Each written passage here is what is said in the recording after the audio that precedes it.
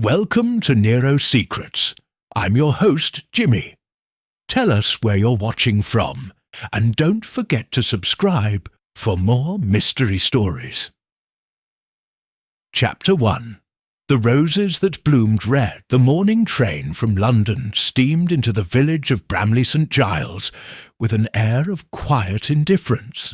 A fine mist curled about the platform, softening the edges of the waiting figures and lending the scene a certain ghostly charm. It was here, amid the hedgerows and stone cottages, that Hercule Poirot arrived, immaculately dressed in a dove-grey suit with a lilac pocket square, his moustache waxed into its signature perfection. Captain Arthur Hastings, recently returned from a brief business engagement in Paris, accompanied his friend, his tan coat buttoned against the early spring chill. "You know," said Hastings as they stepped off the train, "this village seems almost too peaceful. You'll be disappointed, Poirot. There is no suspicious activity here." Poirot gave a faint smile, his eyes scanning the surroundings with characteristic interest. "Ah, mon ami, one never knows. Often it is where the peace is most apparent that the greatest discord hides." Their visit was prompted by an invitation from Lady Wilhelmina Braden, a distant acquaintance of Poirot's from the days when her late husband had served as British ambassador in Lisbon. Lady Braden, now a widow of some 20 years, had retired to her family estate, Rosebank Hall, a grand Georgian house on the edge of the village, known for its extravagant rose gardens and the eccentricities of its mistress. The letter she had sent Poirot had been brief but intriguing. "Monsieur Poirot, forgive this intrusion. I believe something most peculiar has happened at Rosebank Hall. A series of small but deeply unsettling occurrences have taken place, and while others dismiss them, I cannot. There is a wrongness I feel in my bones. Would you consider visiting before things escalate further? In haste and with hope, Lady Wilhelmina Braden." "There," Poirot said, as they emerged from the station into a lane lined with early cherry blossoms. "You see, Hastings, when a lady of breeding writes with such urgency, it is rarely for naught." They were met by the Braden housekeeper, Miss Blythe, a thin, angular woman with greying hair, tightly pinned under a felt hat. She arrived in a horse-drawn carriage, more out of stubborn tradition than necessity, Poirot suspected, and greeted them with a stiff nod. "Lady Braden instructed me to fetch you directly. She's most eager for your counsel, Monsieur Poirot." The ride to Rosebank Hall was picturesque, the estate revealing itself gradually behind high stone walls and an iron gate bearing the family crest, a rose entwined with a dagger. Hastings glanced out at the perfectly manicured lawns and blooming rosebeds, despite the season. "Rather early for such colour in the flowers, isn't it?" Miss Blythe's eyes flickered in the rearview mirror. "Yes, that's part of the trouble, sir." They arrived at the hall and were shown into the drawing-room, a high-ceilinged chamber filled with antique furniture, heavy curtains, and the faint perfume of dried petals. A large oil painting of Lady Braden in her youth hung above the fireplace, watching them with aloof elegance. Lady Braden herself entered moments later. She was tall, silver-haired, and dressed in violet silk. Her manner was imperious but laced, with genuine anxiety. "Poirot," she said, extending a hand with a thin gold bracelet at her wrist. "Thank you for coming. And Captain Hastings, I remember you from Lisbon. You still keep his company, I see." "Good." Poirot inclined his head. "You are troubled, madam. I perceive it at once. "Yes," she said, sitting beside the fire. "I will not waste time. 3 weeks ago, the roses in the north garden, red heirloom climbers from my mother's time, began to bloom. Out of season. Vivid red, and only those. Then, a week later, my companion Miss Delphine found a set of footprints in the soil outside. The conservatory window, bare feet. The gardener insists no one walked there. Then my maid vanished." Poirot raised a brow. "Vanished?" "She left one morning for the village to fetch lavender water from the chemist. She never returned. The police believe she ran off. But she was engaged to my footman Jacob. She had no reason to flee. No money, no relatives." Poirot steepled his fingers. "And these roses, they bloom still, more than ever. Only the red ones, as if the garden bleeds." Hastings shifted uncomfortably. "It sounds like superstition, Lady Braden." She regarded him coldly. "That's what my niece claims, but she knows little of this house's history." Poirot's gaze sharpened. "Your niece? Miss Cecily Braden. She's been living here since the death of her father, my brother-in-law. A curious girl, quiet, reserved, always reading. And the maid who vanished, her name? Elsa Dawlish, 22, polite, clever, not one to stir trouble." Poirot rose slowly, pacing towards the window.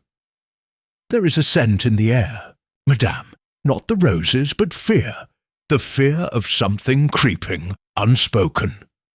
Lady Braden's eyes fluttered. "Then you'll help me." "I will do more," Poirot said quietly. "I will restore order to your beautiful but troubled house." Just then, a servant entered with tea, followed by a young woman with sleek auburn hair and a pale blue dress. Her movements were light, but there was a studied aloofness to her. "Ah," Lady Braden said, "Cecily, come greet our guest. This is Monsieur Hercule Poirot." Cecily curtsied with barely concealed disdain. "You're the detective who solved the Bishopsgate murders, I believe." Poirot bowed. "I am pleased my little efforts have reached even the quiet roses of Bramley St. Giles." Cecily smiled faintly. "Roses have thorns, monsieur." Poirot's eyes twinkled. "Indeed, but it is often not the rose that wounds, but the unseen hand that plucks it." And with that, the conversation turned to tea. But Poirot sat in silence for a moment longer, his mind already sorting petals from thorns, truth from appearances. Chapter 2. A House with Secrets. The next morning at Rosebank Hall dawned with an uneasy stillness. Outside mist clung low to the hedgerows, and dew shimmered on the crimson petals of the unseasonal roses. Hercule Poirot stood at the window of his guest-room, gazing out over the north garden with a contemplative frown. The sight of those vivid red blooms troubled him, not because they bloomed early, but because they did so alone, without the usual balance of white or yellow among them. Nature, he believed, seldom indulged in such theatricality unless prompted. Captain Hastings entered moments later, adjusting his tie. "You look deeply absorbed in horticulture, old man." Poirot turned. "Not in horticulture, no. In symbolism. Lady Braden said the roses bloom as if the garden bleeds. An instinctive, emotional metaphor. I wonder, Hastings, if someone wished her to think precisely that. You believe it's all staged?"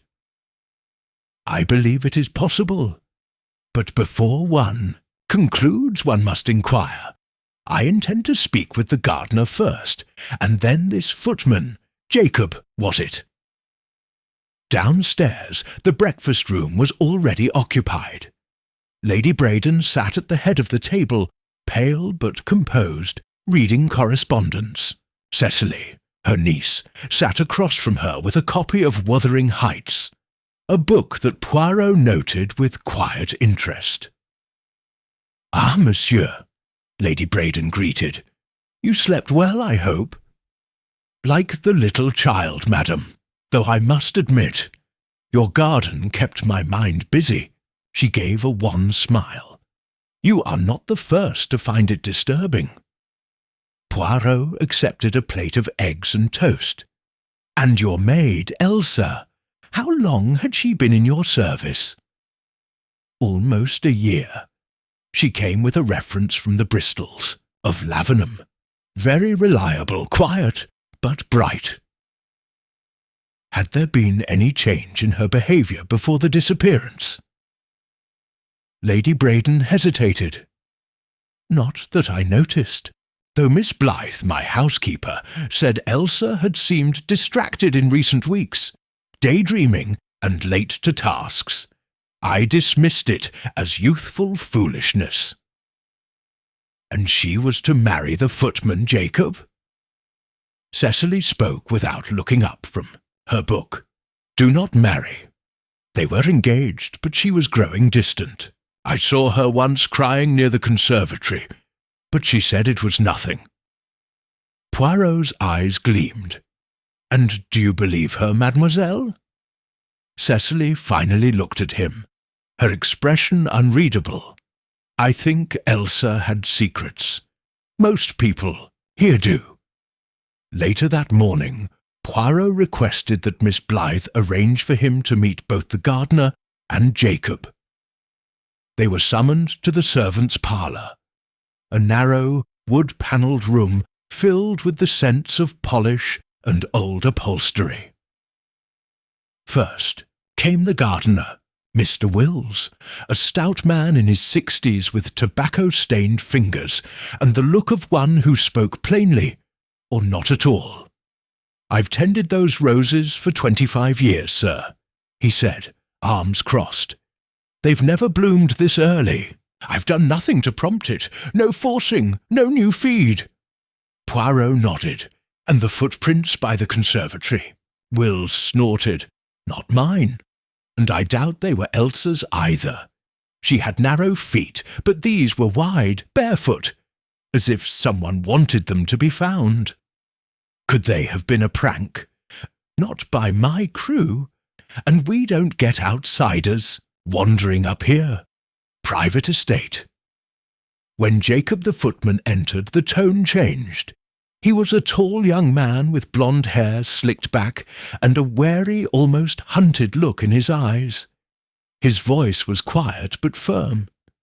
"I loved Elsa, monsieur. Still do, and I don't believe she ran away. Someone did something to her." "You are certain? She was scared just before she left. She wouldn't say why, but I remember 2 days before she told me she saw something from her window at night. Something wrong." Poirot leaned forward. "What kind of wrong?" Jacob hesitated. "She said it was someone standing near the rose garden, watching the house, but when she looked again, they were gone." "Did she describe the figure?" "No, just that it was tall, and still." Poirot exchanged a glance with Hastings. "You reported this?" "She begged me not to. Said she didn't want Lady Braden to think she was imagining things." As they left the parlour, Poirot paused in the corridor, his hand brushing the wallpaper beside a hanging mirror. "You see, Hastings, there is fear in this house, not loud or panicked, but hidden, the kind that grows slowly, like mould under paint." Hastings looked troubled, but there's still no clear crime. Nobody, just a vanished maid and some odd flowers. Poirot adjusted his cuffs. "Exactly. It is the ambiguity that disturbs me. the absence of violence where it ought to be, the quiet suggestion of something worse beneath the surface. They walked through the conservatory to the garden, where the red roses stood out like splashes of paint on a pale canvas. Poirot knelt, observing the soil. He touched the base of one bloom gently, frowning. "There is no scent," he murmured. "No fragrance at all. Maybe that variety doesn't carry one," Hastings offered. "Or maybe," Poirot said quietly, "what appears natural is not."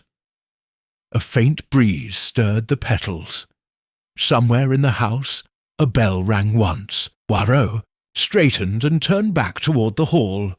"We must now speak to Miss Delphine, the one who saw the footprints.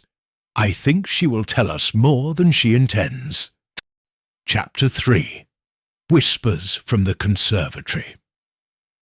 Miss Delphine was found in the small library, dusting the shelves with a delicacy that suggested a reluctance to disturb either the dust or the knowledge it veiled.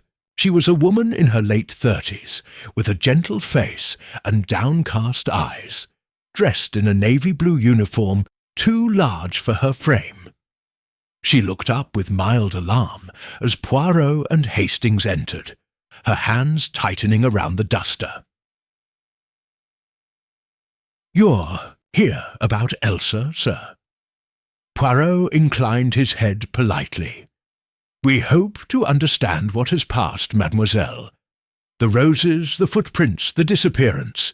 These things, they are not disconnected." Miss Delphine hesitated before placing the duster aside. "I don't know how much help I can be, Monsieur Poirot. I've already told Lady Braden and the police what little I saw." "Nevertheless," Poirot said, settling into a high-backed chair, "it is often in the repetition that the truth reveals itself." She sat opposite him with her hands folded in her lap. "It was a Thursday, mild and misty. I had just locked up the morning room when I passed the conservatory on my way to the pantry. The gas lamps outside were lit, casting a glow over the garden." Her voice dropped. "I saw footprints, bare, wide, strange ones. They led from the conservatory door out toward the rosebed. I stepped closer to the window and followed them with my eyes, but they stopped abruptly near the sundial." "Vanished?" Hastings asked. "Yes. No return prints, no scuff marks, just the prints, and then nothing." "And what did you do?" Poirot asked. "I told Miss Blythe the next morning. She told me not to spread gossip. But then Elsa disappeared 3 days later." Poirot regarded her for a moment. "And did you see anyone in the garden that night?" She shook her head. "Only shadows. The mist was thick." "Was Elsa acting strangely at the time?" Hastings asked. Delphine looked down. "Not strangely, but quiet. She had a letter she carried with her often. I saw her reading it once when she thought no one was watching. Her hands were shaking." Poirot's eyes narrowed. "You saw the letter?" "Just the corner of it. It was cream-coloured, no envelope. She'd folded it small and kept it in her apron pocket. I asked about it once. She said it was from her mother, but her face said otherwise." Poirot stood, smoothing his waistcoat. "You have been most helpful, mademoiselle. One last question, have you noticed anything else unusual of late? Something dismissed by others?" She paused. "Yes, now that you mention it. I found a cup in the garden." Poirot stopped. "A cup?" "Yes, a teacup. Fine porcelain, blue and white. No saucer. It was under the rose bushes. Odd place for it, I thought. I took it to the kitchen. No one claimed it. Where exactly? Under the bushes, near the north fence, almost hidden." Poirot glanced at Hastings. "You see, my friend, even the cups whisper if one listens." They took their leave and returned to the garden, this time circling to the north fence. Hastings muttered something about ghost stories and vanishing maids. But Poirot remained alert, his eyes scanning the soil, the shrubs, and the boundary, where the estate met the woods. A robin flitted from branch to branch, chirping nervously. Poirot knelt again, brushing his gloved fingers across a patch of earth half covered in dead leaves. "Freshly turned," he murmured. Hastings squinted. "Just squirrels burying nuts, perhaps. Mais non. The soil has been disturbed, not by paw or claw, but by hand. See the edges, pressed downward deliberately." He stood and surveyed the line of trees beyond. "This side of the garden is out of view from the house windows. Anyone could have come or gone unseen." They continued toward the sundial, the Chir-Disiot, point where Miss Delphine had claimed the footprints stopped. Poirot examined the stone base closely. A small pale thread clung to the edge, too fine for cotton, almost like silk. "A thread?"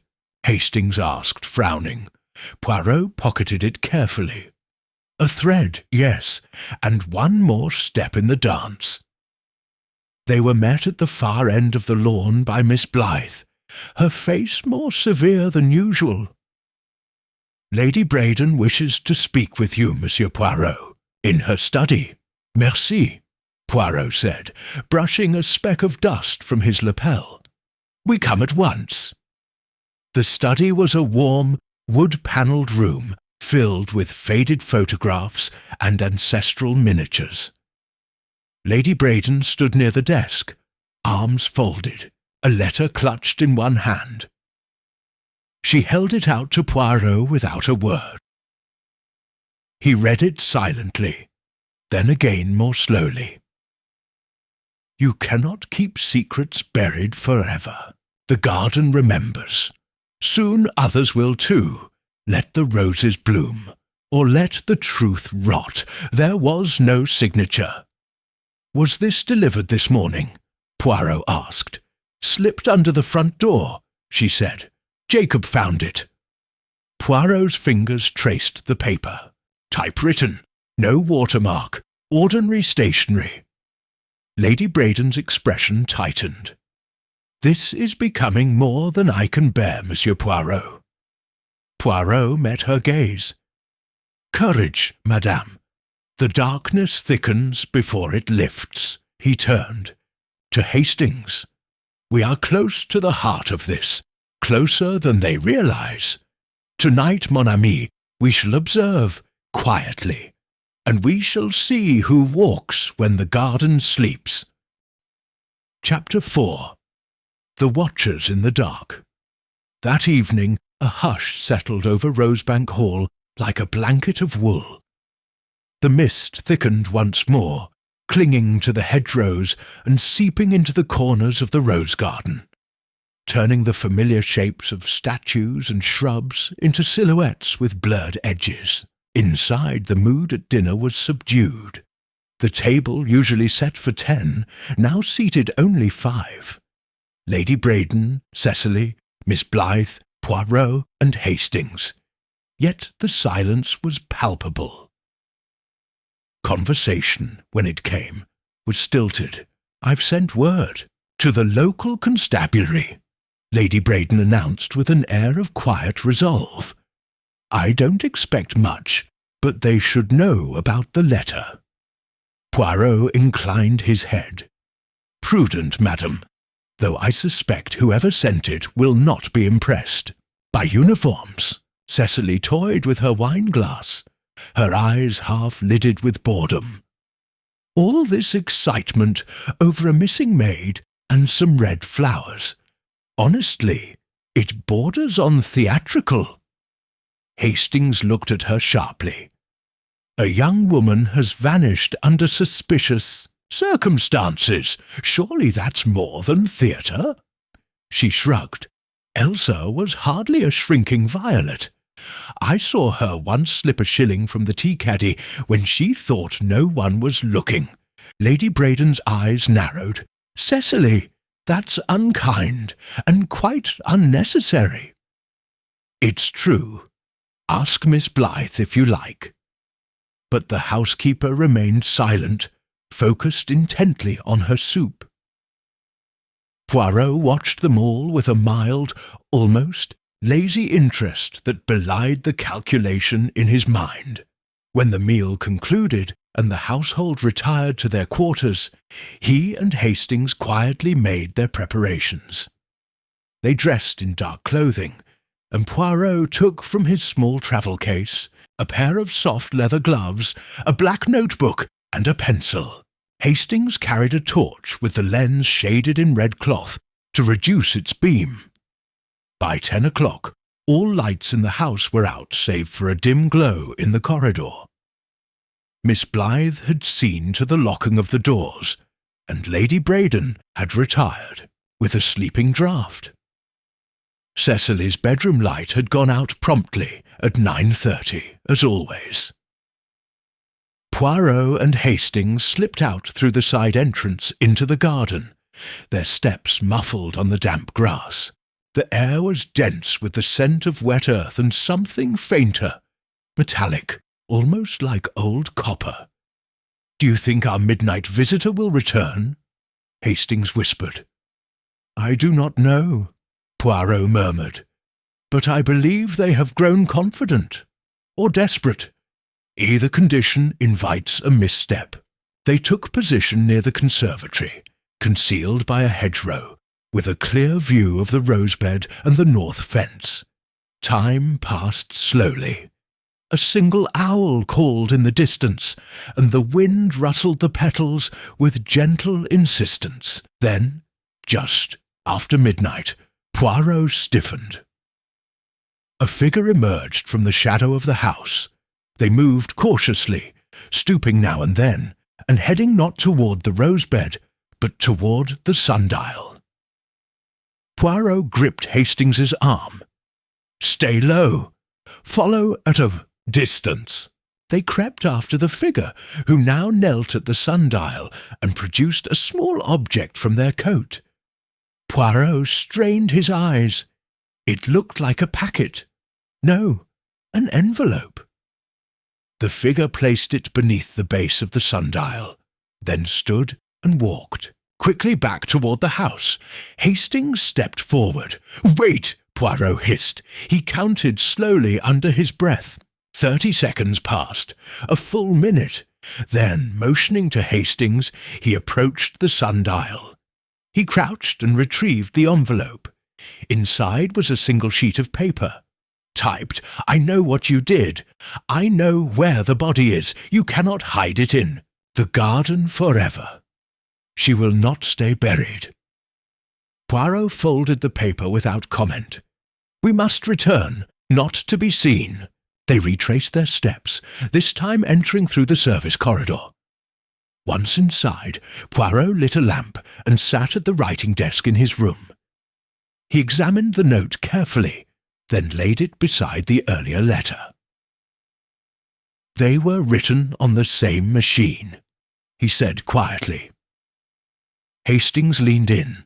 "Do you think it's the same person who planted it?" Poirot's eyes flicked up. "I think we must be careful not to assume so.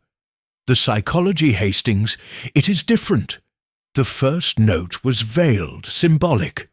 This one is direct. Angry, mean there could be more than one person involved?" Poirot nodded. "Two minds. One plants fear like a seed. The other waters it with rage."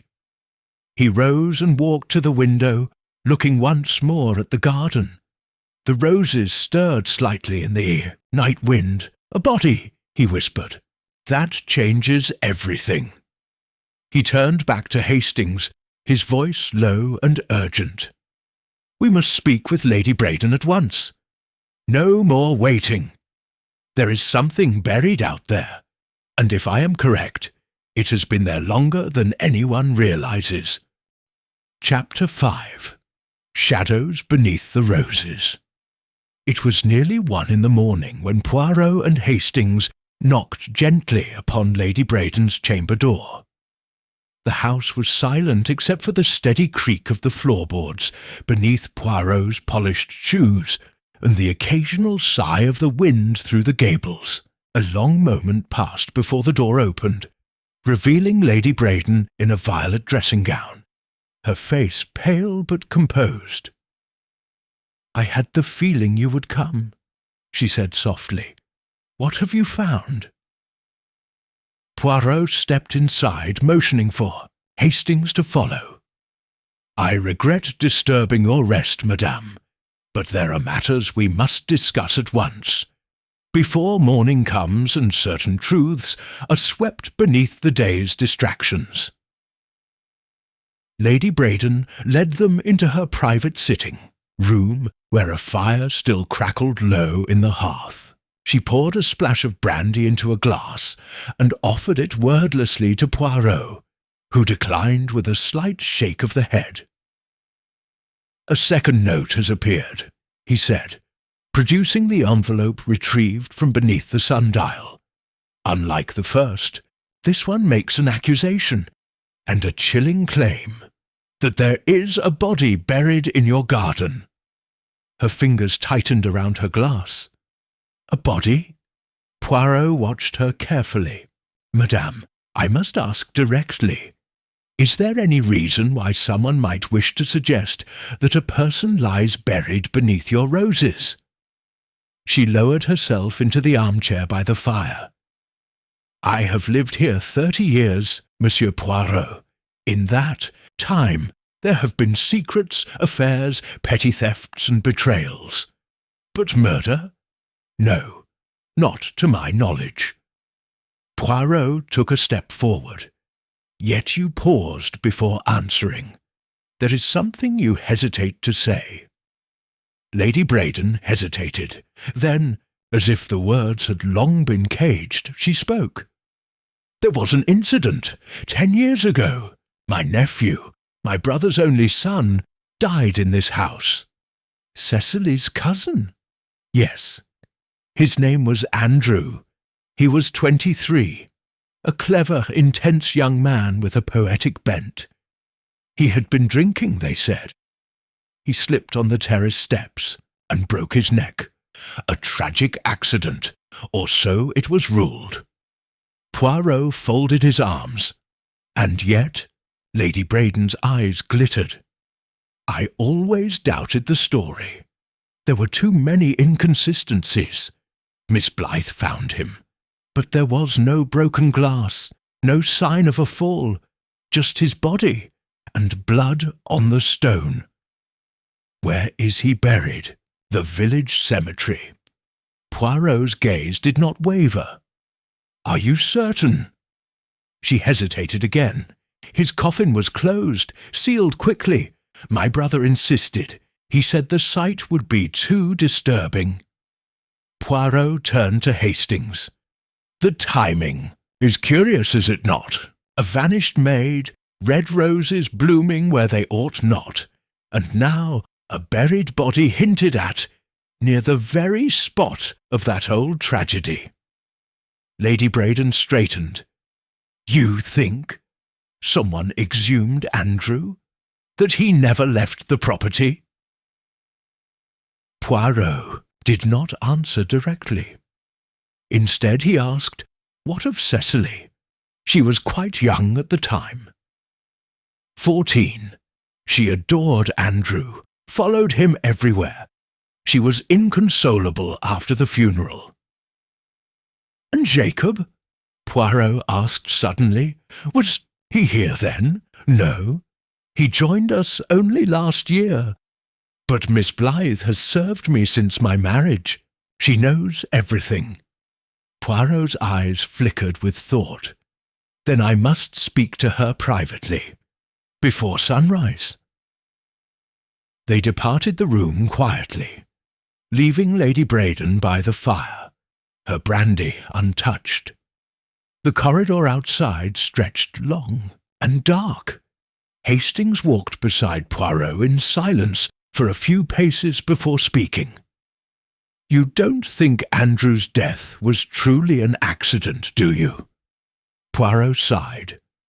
"I think, mon ami, that accidents are often convenient, especially when they remove an inconvenient truth. They found Miss Blythe still awake in the servants' wing, seated at a table with ledgers and a pair of wire-rimmed spectacles perched on her nose.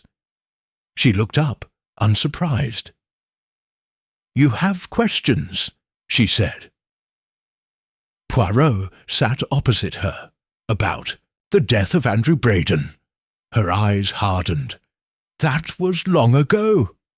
"Not long enough, it seems," Poirot said gently. "Tell me, mademoiselle, was it truly an accident?"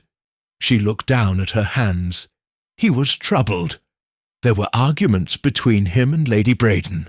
She thought he was becoming unstable, obsessive. Obsessive about what? His cousin? Cecily? Hastings blinked.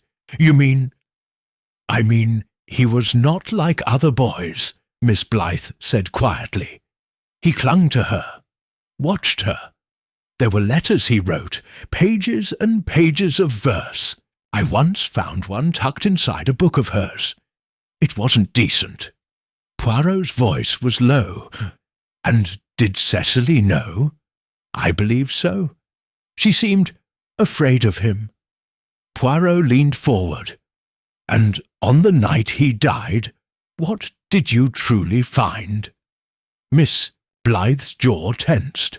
"He was already dead when I arrived. There was blood on the stones and scratches on his hands, but no sign of alcohol, no broken glass." Poirot was silent for a long moment. Then he said, "You cleaned the scene." "I had to. Her ladyship was frantic. She begged me not to call the police, said it would destroy the family. And so you staged the accident." She nodded, almost imperceptibly. Poirot rose slowly. "I thank you for your honesty, but I fear that concealment once begun invites darker acts." As they stepped into the corridor, Poirot murmured to Hastings, "I believe now that the roses are blooming red not by accident, but as a message. The garden remembers, yes, but so does someone else." Hastings frowned. "Then the question is, who sent that message, and why now?" Poirot looked towards the darkened staircase. "Because the past, Hastings, has begun to bloom again, one petal at a time."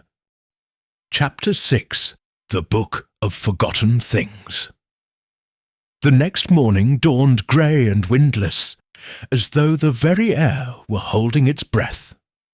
A thin drizzle settled over Bramley St. Giles, softening the outlines of the hedgerows and the low stone walls that marked the village's ancient boundaries. Inside Rosebank Hall, the atmosphere had turned brittle, as though the house itself had overheard the confessions of the night, and now awaited the next act.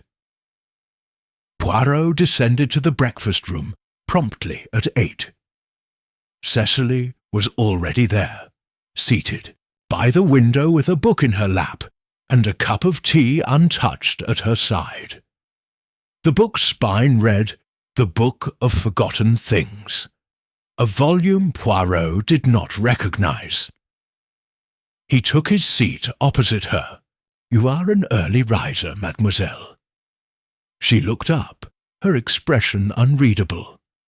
"I rarely sleep well in this house." He glanced at the book. An apt title for this place, no? Though I find that the things we most wish to forget are often the things that return, most loudly. Cecily closed the book. "I doubt you've come down to discuss poetry, Monsieur Poirot." "Indeed, I came to inquire about your cousin Andrew." Her fingers curled around the book's edge. "What about him?" "You were close to him, I believe. Lady Braden said you were quite devoted."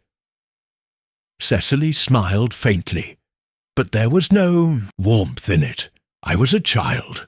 Children become attached easily, sometimes to the wrong people. Were you frightened of him?" A long pause. Then, "Yes, toward the end." Poirot nodded slowly. "You need not speak of what is painful, mademoiselle. But I ask because the past has been disturbed, literally. Someone is suggesting that Andrew's body never left this estate." Her face went pale. "That's absurd. I saw the coffin lowered into the ground." "But you did not see what was inside." "No," she admitted. "No one did." Poirot stood. If someone planted a body in the garden, they wished it to be found eventually, or feared it would be. And someone now wishes to remind us of that fact. He left her there, gazing down at the cover of the book as if it held answers between its pages. Later that morning, Poirot and Hastings walked into the village under the shelter of an umbrella. The local constable's office stood at the edge of the green, a squat brick building with flaking paint and a sign that swung in the drizzle. Constable Merriweather, a portly man with sleepy eyes, greeted them from behind a desk. "Ah, Monsieur Poirot. Lady Braden sent word. You've stirred up quite a bit, I gather?" Poirot inclined his head. "A few petals, perhaps, but I must ask you something specific. Do you recall the death of Andrew Braden 10 years ago?" Merriweather scratched his chin. "That business. A fall down the steps, as I remember. Unfortunate, but not suspicious. No autopsy was requested.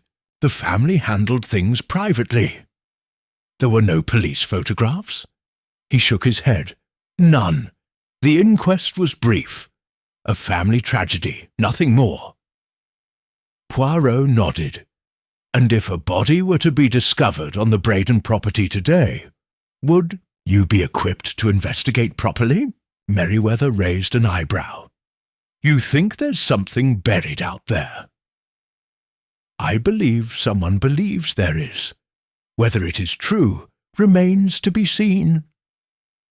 On their return to the hall, they found Miss Blythe waiting near the drawing-room door. "Something strange," she said quietly. "I checked the linen storeroom this morning. A key is missing. It was taken from the servants' rack." "A key to what?" Poirot asked. "The old potting shed. It's been locked for years. We store unused furniture there. Who would have access? Only myself, the groundskeeper, and Elsa." Poirot's eyes gleamed. "Then let us see if the roses are the only things blooming unexpectedly." The potting shed stood at the edge of the grounds, weathered and partially overtaken by ivy. The padlock was still in place, but had been tampered with. Fresh scratches marked the metal. Hastings fetched a crowbar from the gardener's shed, and with a bit of force, the door creaked open. Dust and darkness greeted them.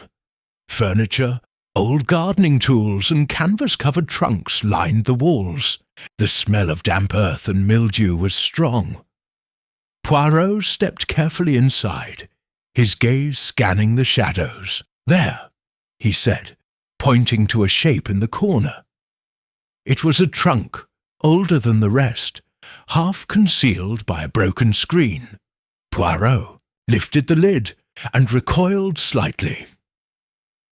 Inside lay clothing, a faded dress, a pair of gloves, and at the very bottom a small crumpled envelope with a dried red rose pressed inside. He opened it carefully.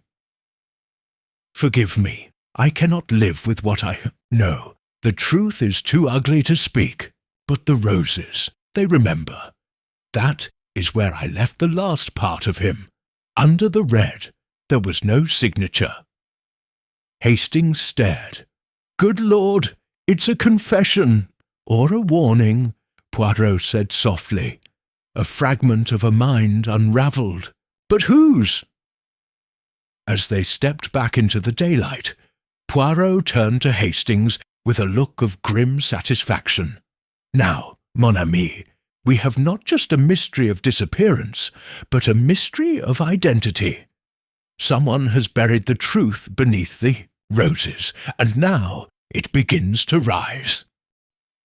Chapter 7. A Petal for the Dead. By late afternoon, the skies over Rosebank Hall had darkened into a threatening pewter grey.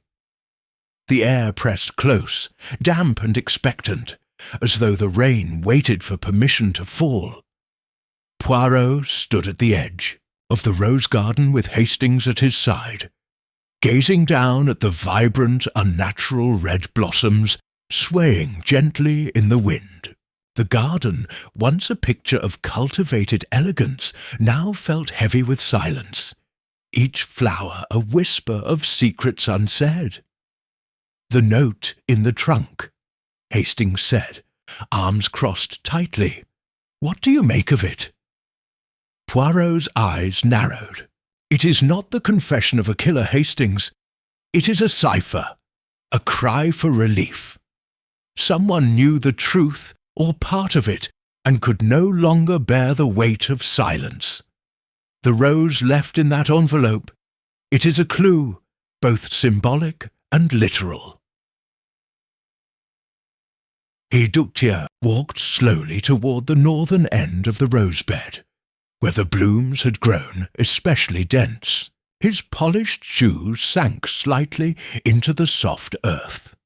Red roses, planted deliberately, out of season, Poirot murmured, fed perhaps by unnatural means, or perhaps by a truth too long buried. He crouched, brushing the soil near the base of the tallest bush. "Look, Hastings." Hastings knelt beside him. "What is that?" "An old cloth ribbon," Poirot said, lifting a fraying strand of burgundy from the dirt, weathered, rotting, but tied very precisely around the root. "A marker, perhaps." He stood abruptly. "We must dig here, quietly, tonight." That evening, after dinner had been served, and the household had once again begun to retreat to their rooms, Poirot sought out Lady Braddon in her study. She was seated beneath the portrait of her late husband, letters spread across the desk before her. "Madame," Poirot began gently, "I must ask your permission. There is a place in the rose garden, beneath the northern bed, where I believe something was hidden, something that may explain Elsa's disappearance, and Andrew's death." She looked up, her face pale but resolved. "You believe there is a body?" "I believe," Poirot said carefully, "that someone wishes us to find one." Lady Braddon's hands trembled slightly as she gathered the letters before her. "Then I give you my permission, Monsieur Poirot. Do what must be done."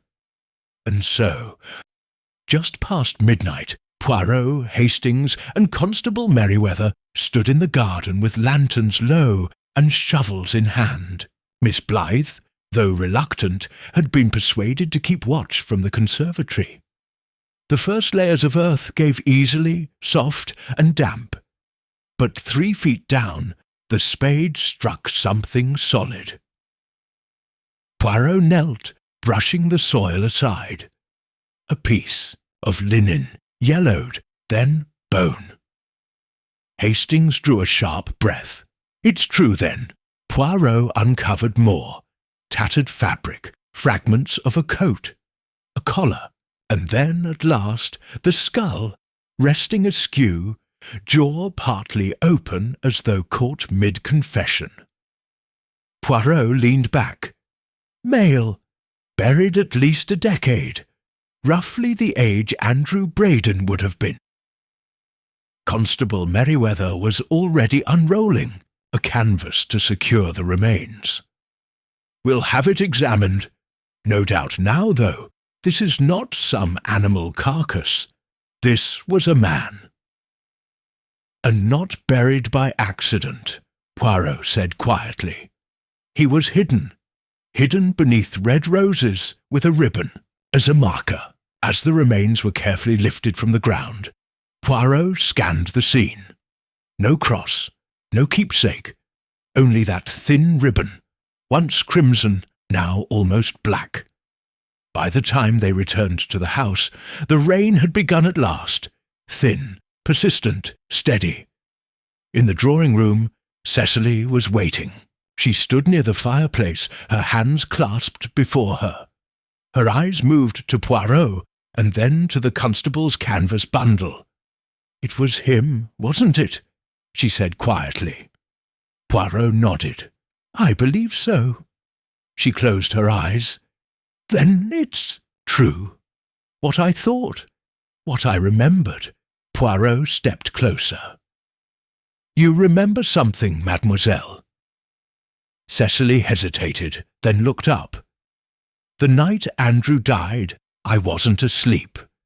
I saw someone leave the house through the conservatory. I followed just to the top of the stairs. Who was it?" "I don't know.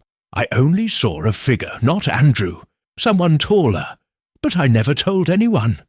I convinced myself I'd dreamt it." Poirot's voice was calm. "And what made you doubt yourself?" "My aunt," she said. "She told me not to dwell on it. That memory was a treacherous thing, that I must let the past rest." "But memory, mademoiselle," Poirot said gently, "is not treacherous. It is selective, and sometimes it speaks through silence more loudly than through words." He turned to Hastings. "We must now ask the question that matters most. If this body is Andrew's, then who exactly was buried in the village grave under his name?" And as the rain tapped steadily against the windows, Poirot knew the roses had not finished speaking, not yet. Chapter 8. The Man in the Grave. By morning, Rosebank Hall seemed gripped in a silence heavier than the night before.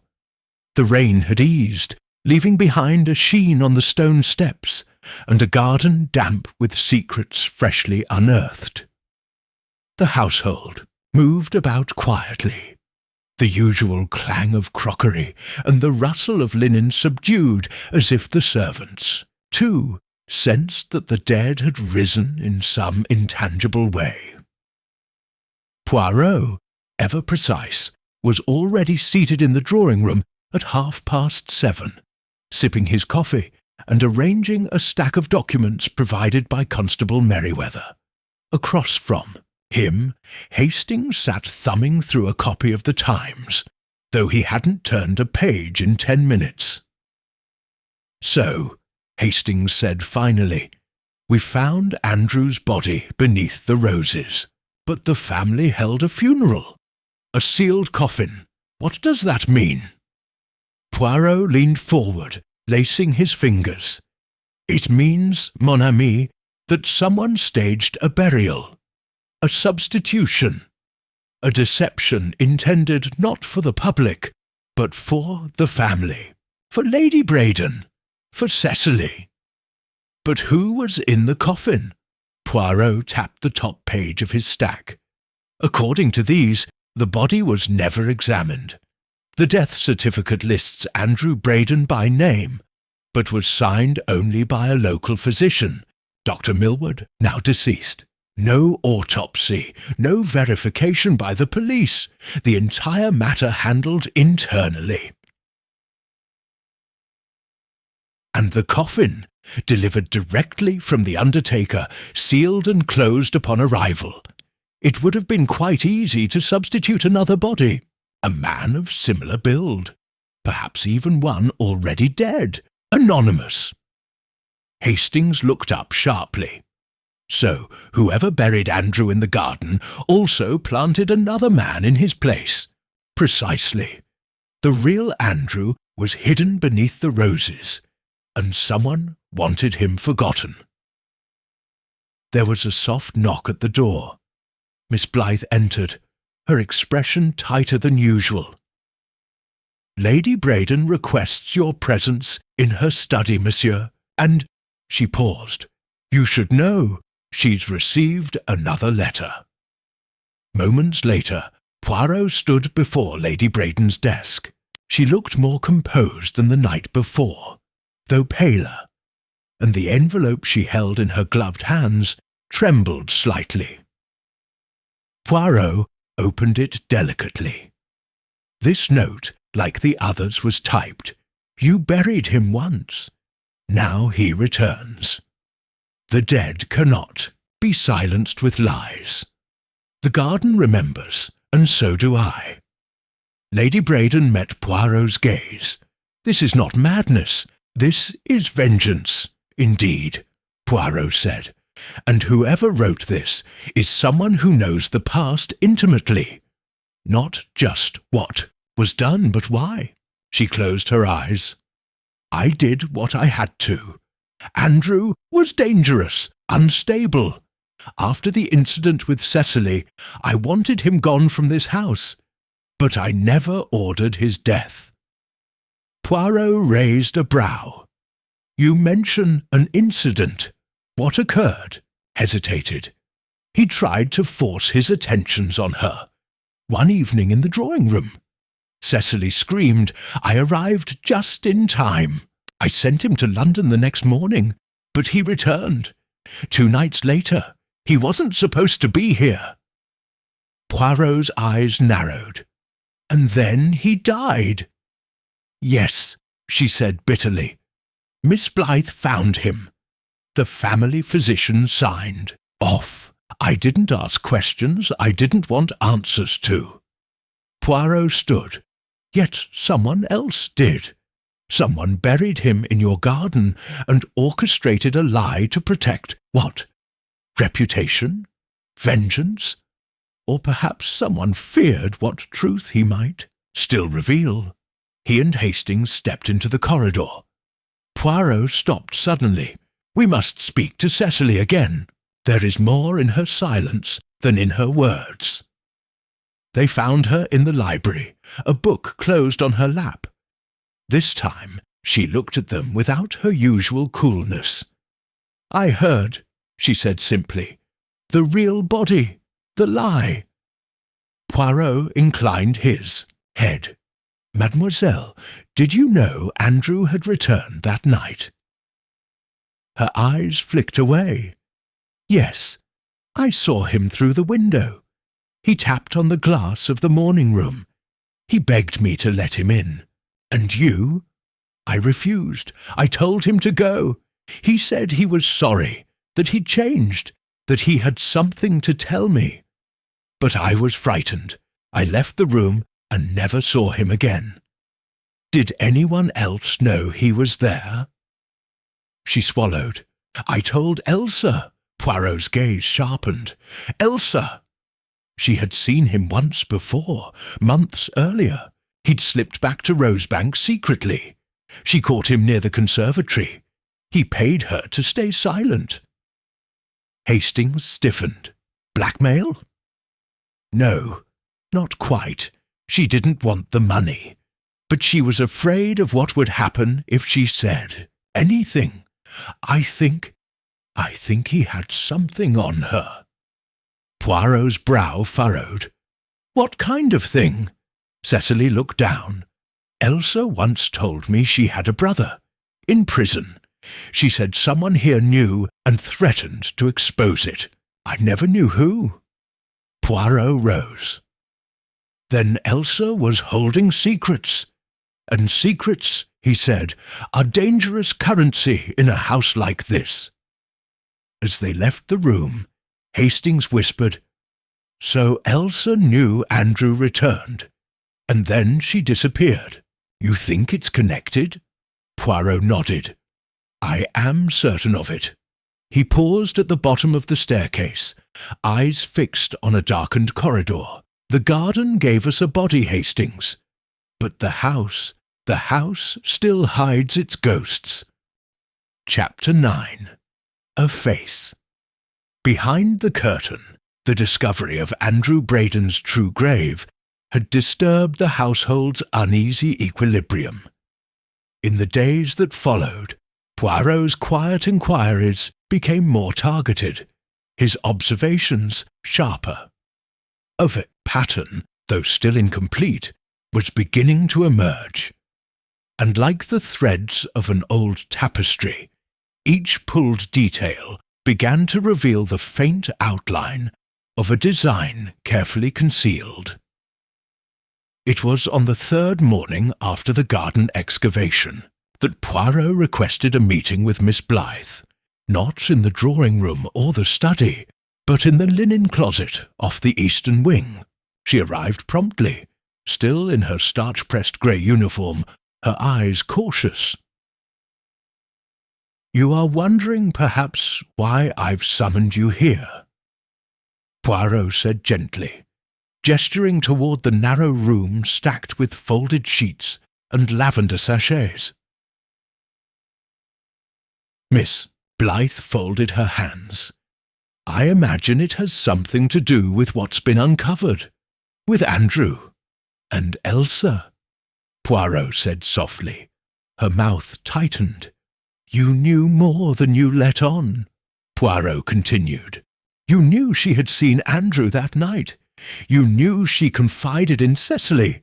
And you know she never left this house." Miss Blythe's breath caught. Poirot did not press her. He allowed silence to do its work. Finally, she said in a brittle voice, "I didn't know what had happened at first, but I suspected. When she didn't return from the village, I searched her things. Her apron pocket had been cut open, clean, deliberate. The letter she always carried was gone. Someone took it," Hastings said quietly. Miss Blythe nodded. "She was scared near the end. And I think she knew something, not just about Andrew, but about whoever buried him." Poirot stepped closer. "So she disappeared, and yet no trace, no signs of flight, no evidence she ever left the grounds. Which brings us, mademoiselle, to a very disturbing possibility. You think she's dead," she whispered. Poirot did not answer directly. "I think we must search the house, all of it, every storeroom, attic, passage and wall." It was Hastings who said what they all dreaded. "You believe Elsa is here, somewhere hidden?" Poirot gave a single solemn nod. With Lady Braden's hesitant permission, a quiet but thorough search began.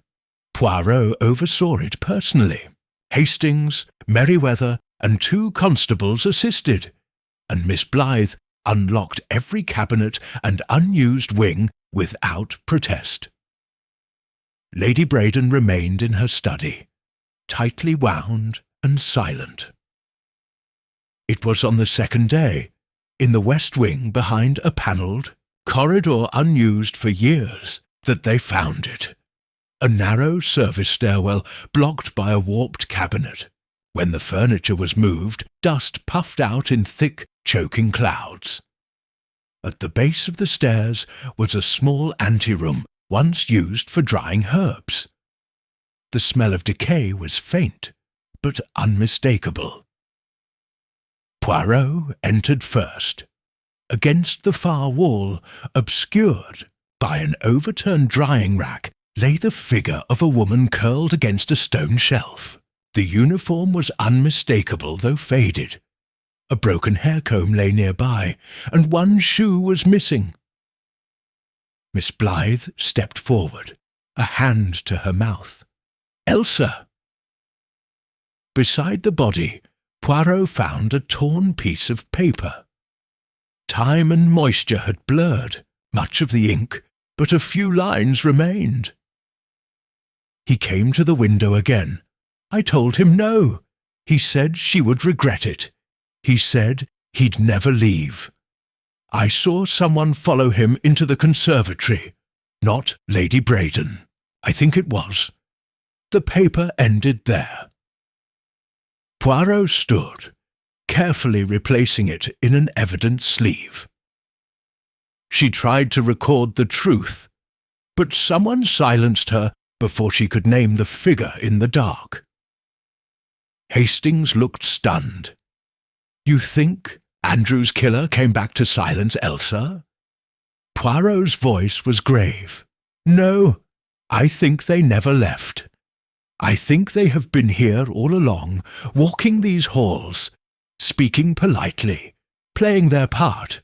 As the constables respectfully prepared the body for removal, Poirot turned and quietly asked Miss Blythe, "Tell me, who had access to the stairwell?" She answered at once.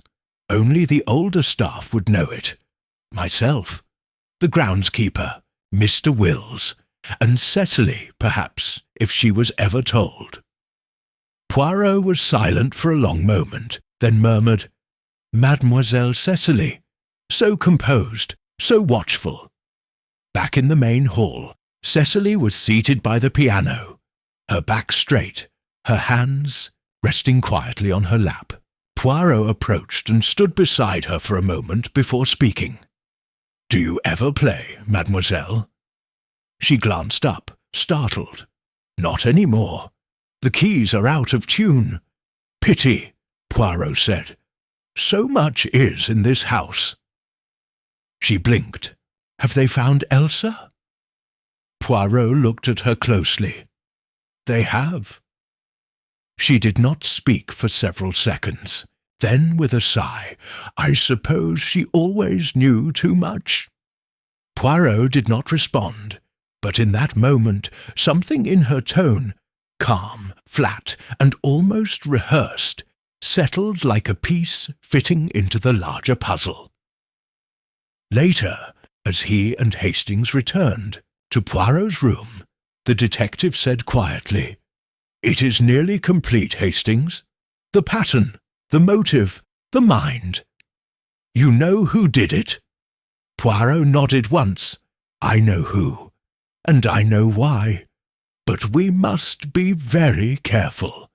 The end is near, and those who kill once may be tempted to do so again when the walls begin to close." Chapter 10. The Trap. Beneath the Rose Bushes.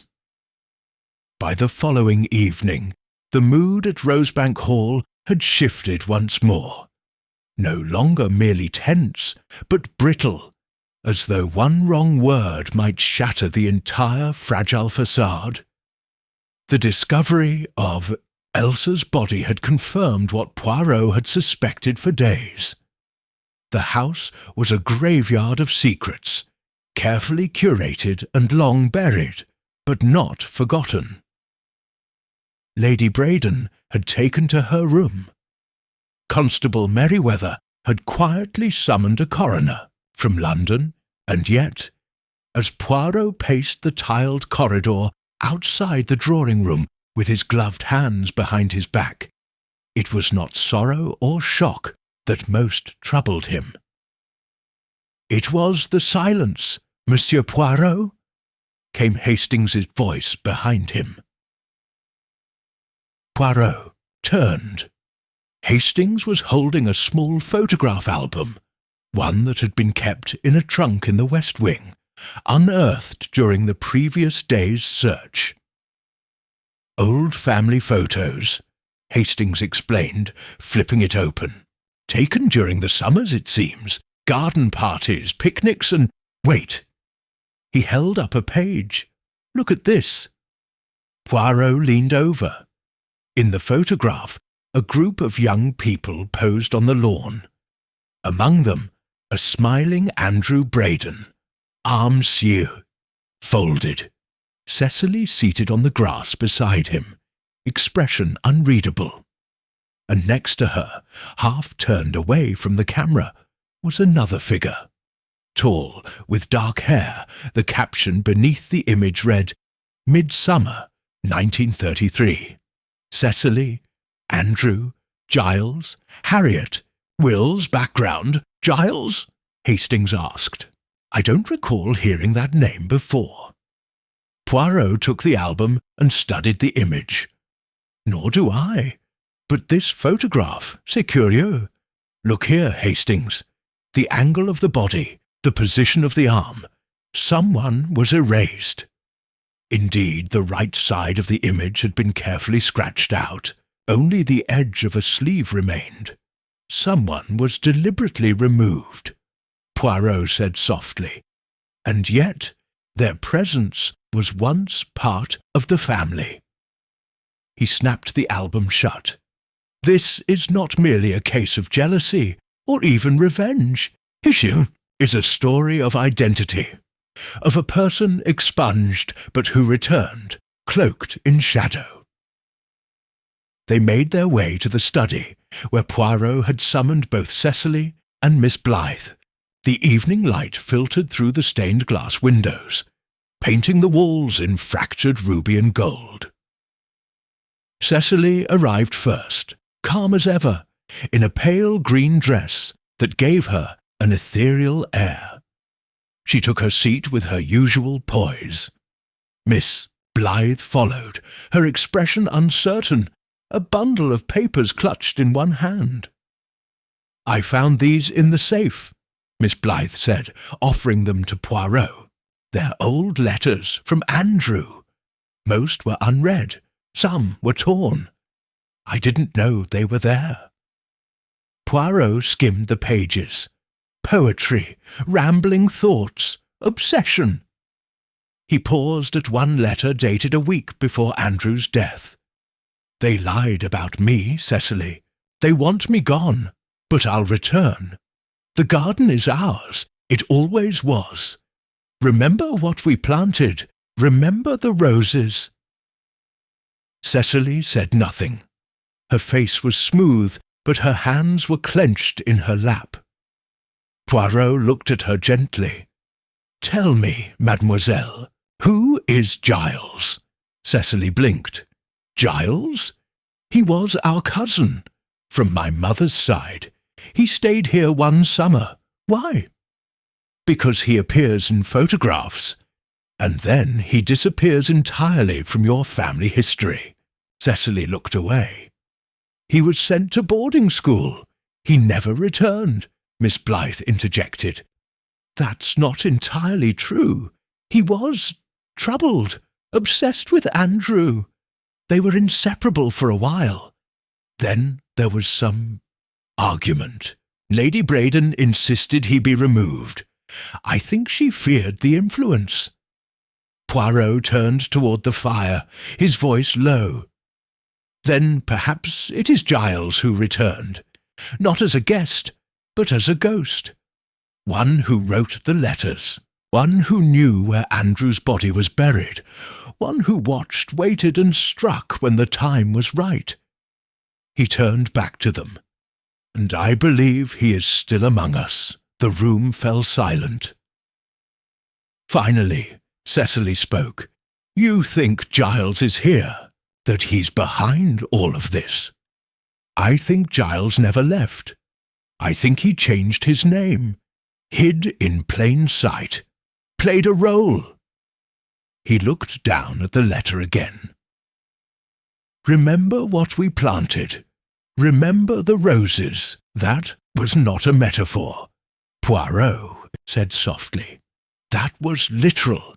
Andrew and Giles planted the red rosebed together. It was their creation, a place that belonged to them." Poirot lifted his head, his eyes fixed on the door. "Bring Jacob," he said to Hastings. When the young footman entered, his usual sullen composure was replaced by a flicker of uncertainty. "You knew Elsa well," Poirot began. Jacob nodded. "Yes, monsieur. You were engaged to her. She trusted you." "Yes." Poirot took a step forward. Then why did she write of someone watching from the conservatory? And why did she mention seeing someone who wasn't Lady Braden? Why did she cut the letter out of her apron and hide it in the trunk? Jacob's jaw tightened. "I don't know what you're talking about." "I think you do," Poirot said, voice hardening. "I think you were not merely Jacob the footman.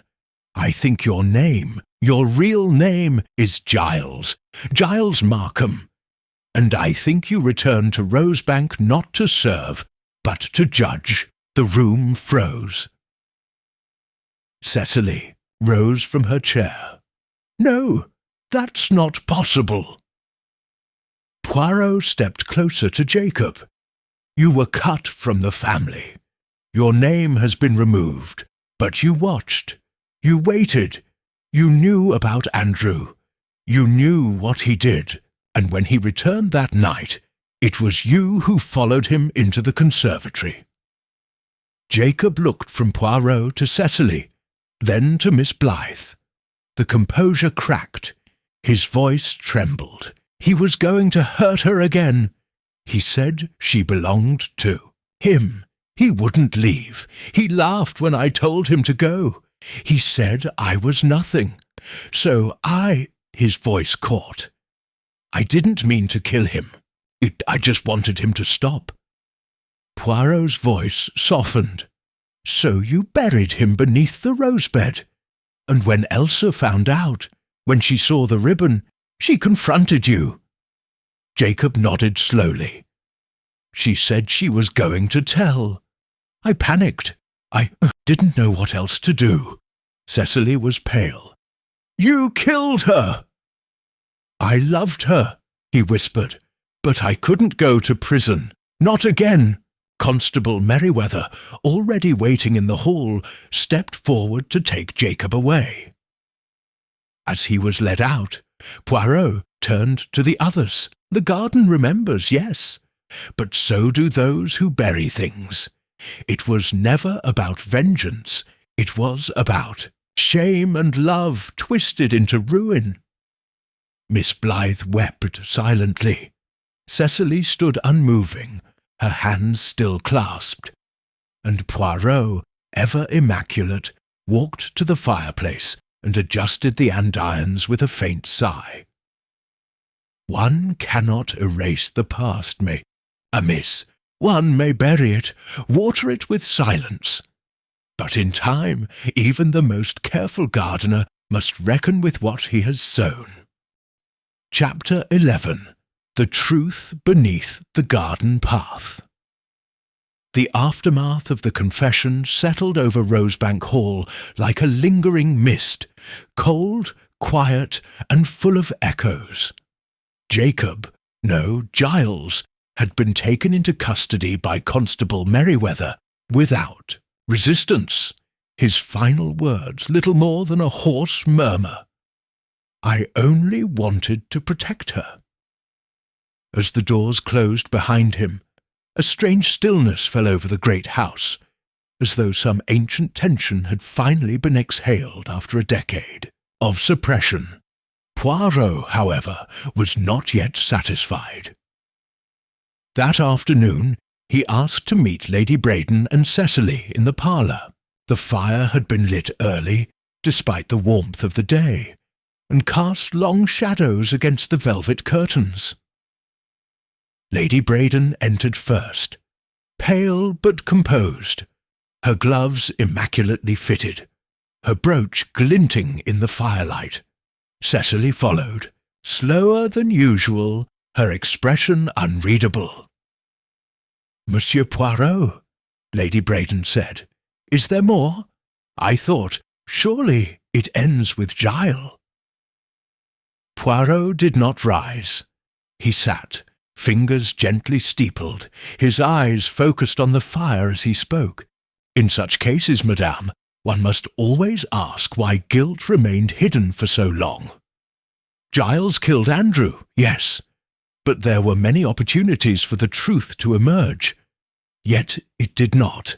That silence was nourished." Cecily spoke then, quietly. "He was buried, literally, under roses, the perfect metaphor." Poirot turned to her. "And the perfect concealment." Lady Braden's lips thinned. "What are you implying, Monsieur Poirot?" "I imply only this, that the night Andrew died was not one of confusion or panic. It was one of the choices. Giles may have wielded the spade, but someone else ensured that nothing would ever come to light." There was silence. Poirot reached into his coat and produced the photo album again. He handed it to Lady Braden, opened to the photograph of the summer garden party. "You see, madam, Giles was once part of your family. This image was altered, the man erased, his name scrubbed from memory. But why? Because he embarrassed the family? Because he was unstable?" Cecily stood abruptly. "Because he loved wrongly," she said, her voice sharp. Poirot looked at her with unexpected gentleness. "He loved Andrew, or thought he did. And when that love was rejected, when he saw Andrew become obsessed with you, Cecily, it twisted something inside him." Lady Braden lowered the photograph. "He was never right after that summer." Poirot rose, but even then the death might have been exposed. Instead it was covered, sealed. The body was removed and the coffin was switched. The village was lied to. The staff was silenced. Elsa silenced later. Cecily stepped forward. "So what do you want from us now, Monsieur Poirot? Justice? He's gone," Giles confessed. "You have what you came for." "No, mademoiselle," Poirot said softly. "What I seek is not vengeance, it is understanding. And there is one question that remains unanswered. Who orchestrated the burial, not of Andrew's body beneath the roses, but the false funeral, the sealed coffin, the manipulation of the coroner, the suppression of evidence?" He turned to Lady Braden. Her face was carved from stone. Poirot's voice was soft. "It was you, wasn't it?" She said nothing. "You found the body before Miss Blythe." Poirot continued. "You saw Giles, or you heard the confrontation, and in that moment you chose not to go to the police. You chose to protect the family name, to protect Cecily, to bury one scandal by creating another." Lady Braden closed her eyes. "I did it for her." Cecily turned. "You lied. All these years." "I did it," Lady Braden said, her voice distant now, "because I couldn't bear to lose everything. My husband was dead, my son gone. Andrew was my brother's heir, but he was dangerous. Giles was weak. And you, Cecily, were the only one left who mattered." Poirot's voice was gentle. "So you arranged for the sealed coffin. You paid the doctor. You swore the staff to secrecy. And the garden became a tomb for more than just a boy." Lady Braden's hands trembled. "I thought it would fade. I thought time would swallow it all." "It never does," Cecily whispered. "You let me believe I was safe, that nothing ever happened." Poirot turned to the young woman. "And perhaps you believed that too, mademoiselle. But we are never free of the past. It is only hidden beneath the soil, waiting to bloom." Later, as the sun set and Poirot and Hastings walked the garden path once more, the detective paused by the now barren rosebed. The red blossoms had been clipped and taken away. Evidence, perhaps, but the roots remained. "It is done," Hastings said quietly. "Incredible! All that time." Poirot nodded. Murder, my friend, is rarely simple. It is a web spun over the years. Guilt hides in silence, and love curdles into obsession. In this house, there was no one villain, only people, protecting what they feared to lose. Hastings exhaled slowly. So what happens now? Poirot smiled faintly. Justice, perhaps, but more importantly, clarity. The garden no longer lies, and that, mon ami, is enough. They turned and walked back toward the house, the evening wind brushing gently through the hedges. Behind them, a single red rose, overlooked in the corner of the bed, trembled in the breeze, its petals open, its secrets finally released. Chapter 12. Poirot's Final Arrangement. 3 days later, the village of Bramley St. Giles returned to its customary rhythm, albeit with a new hush beneath its routines. Word had spread quickly through its winding lanes. The dead had been unearthed at Rosebank Hall, and the man they buried was not the one mourned 10 years prior. The scandal whispered behind lace curtains was not just one of murder, but of misremembered names and identities swallowed by privilege and fear. Inside Rosebank, the mood was subdued but no longer tense. A quiet reckoning had passed through the house like a storm, uprooting what had long festered in silence. Giles, formerly Jacob, was in custody, awaiting trial in London. The inquest into Elsa's death would proceed with Lady Braden's statement, and the garden, stripped of its unnatural bloom, had begun to breathe again. Poirot requested that everyone assemble in the drawing-room one final time. Lady Braden, Cecily, Miss Blythe, and Constable Merriweather. A fire crackled low in the hearth. The rain outside had ceased, and golden light crept along the walls in slow, thoughtful beams. When all were seated, Poirot rose with deliberate grace.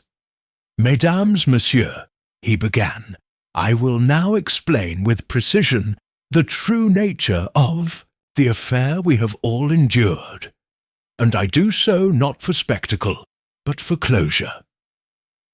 He stepped to the fireplace. "Let us begin where the trail truly began, not with a murder, but with a disappearance.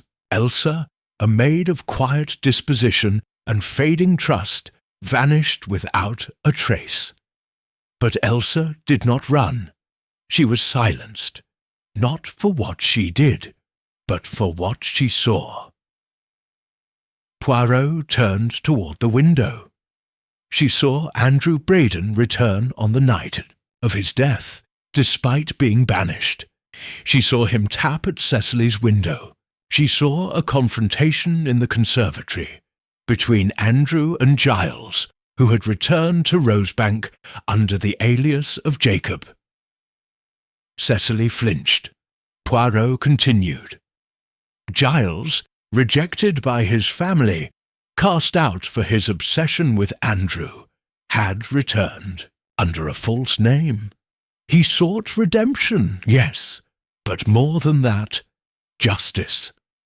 When he saw Andrew attempt to force his way into the house again, he followed. There, in a moment of rage and fear, he struck.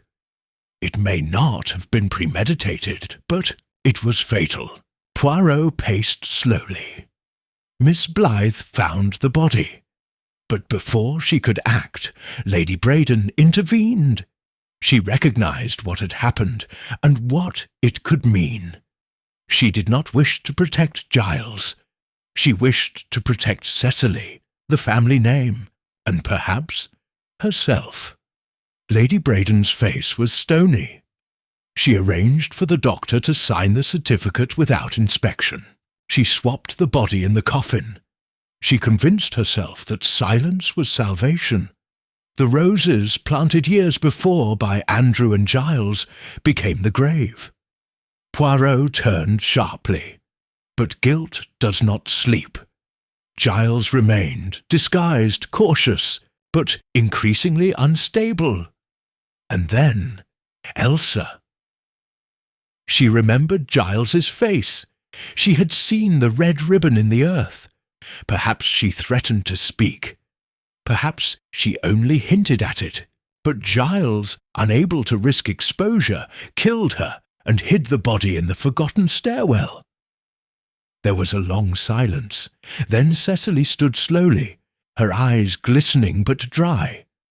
"And me?" she asked. "What was I in all of this?" Poirot stepped toward her. "You, mademoiselle, were the centre. Andrew's obsession, Giles's justification, Lady Braden's protection. The tragedy of this house bloomed around you, but you were only ever its prisoner." Cecily looked at her aunt, then at Miss Blythe.